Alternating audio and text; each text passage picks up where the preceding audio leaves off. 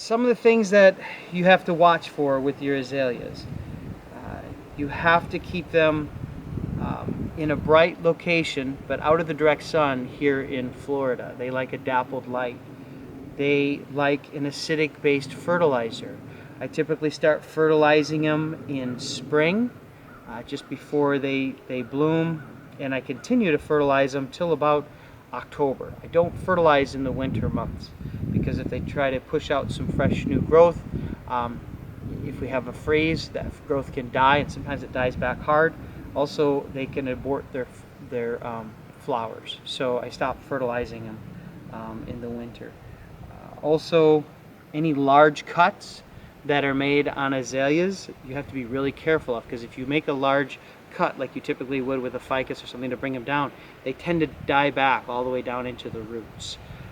And the wounds don't heal very well at all. You have to really properly prep the wounds. You have to seal them. They don't have a thick callousing, so you have to make sure that the cut is smooth and it's sealed. You know, a lot of people will say, well, I don't bother to seal my cuts. Well, azaleas are another variety that I do. That's the way I was taught, and it seems if I don't seal the cut, they don't seem to roll over well at all.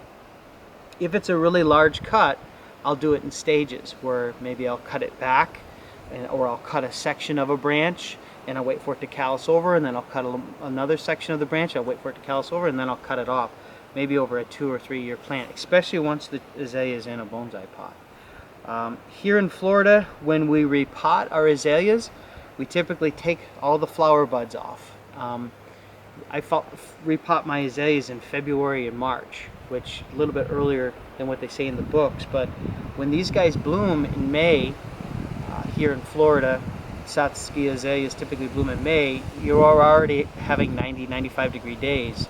So if you wait till after they bloom, then you take the flowers off and you repot them. Sometimes they're so weak and there's such a short window for the roots to recover, you can have failures. Also, very important with azaleas, because they have so many different types of fungus, and there is a fungus that actually spreads through tools, and there's a few that are spread right through the air. I make sure that all my tools are sterilized in between trees, and I sterilize the cuts before I seal them. This is Lysol water, 50/50. There's a lot of different products on the market.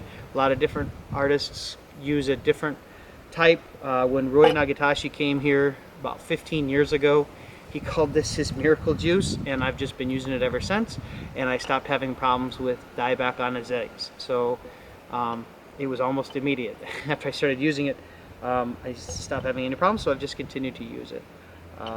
It is very important that you sterilize your tools, however you use it, with azaleas. So when you're doing this, there's a reason for this. One, you're letting the sunlight further in on the branches to get it to backbud. Azaleas backbud extraordinarily well on older wood, as long as it's vigorous.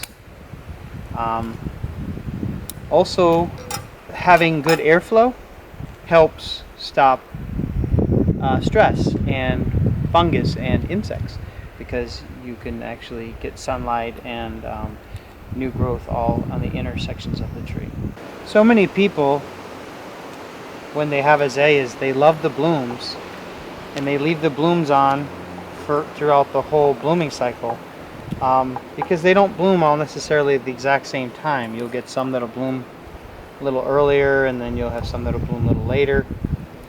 Well, what happens is you'll have a tree that blooms for almost 2 months intermittently, but it gets very tired, and it takes a long time to recover from that. And then it starts, trucking along and growing good again. And then the following year, same thing happens, where the tree was growing really well. They let it bloom. They left the blooms on for 2 months fully, and then the tree got really tired, and it's repetitive. One day, that tree is just going to be too tired, and it's going to tucker out, and it's going to start dying back, and you're going to have issues with it. So it's important to take every one of the flower buds off, even if they're not all opened, because letting it completely tucker itself out detrimental. And the flowers are secondary. Even though we love azaleas and we love the flowers, the health of the tree is always number one. So keep that in mind. Also, with azaleas, a lot of times, especially with the old imports, you'll see these heavier branches high up. And your first instinct would be to take that heavier branch off. However, larger branches cut off like that, unless the tree's really healthy and there's a lower, thinner branch underneath it or right over top of it, it'll probably die back into the trunk. So I will either just leave it and thin it out, reposition it, or do it in stages like we talked about earlier, where I'll cut, I'll saw a section of it, wait for that to heal over, and then saw it the rest of the way. If it's a really large one, maybe even do it in 2 or 3 year increments.